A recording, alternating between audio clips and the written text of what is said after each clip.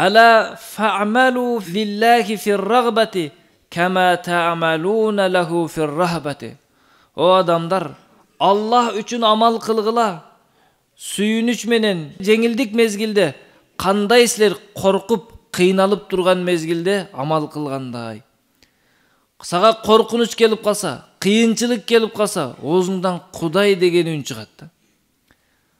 Kandaydır bir çoğun problemalar kelip kalgan vaqta, je bolboso больницага барсаң сакайбайсың деп койсо врач, молдекеге келип дем салың деп калган вакытта кандай кудайлап Аллага кайрылып калгандай, жөнөкөй мезгилде дагы Аллахка кайрылып ибадат кылып тургунуң дейт.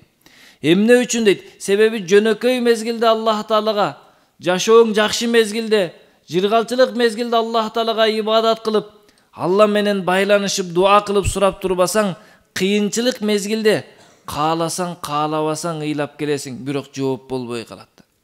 Аллах Тааладан бизге кыйынчылык мезгилде жооп болуш үчүн, бул дүйнөдөгү оор күндөрдө Аллах Тааланын жардамы келиш үчүн, кабырдагы жалгыздык жана караңгылык кыяматтын оор кыйынчылыгында Алланын жардамы келиш үчүн жеңилчилик, жөнөкөйлүк мезгилде Аллахка ибадат кылып туруш керек.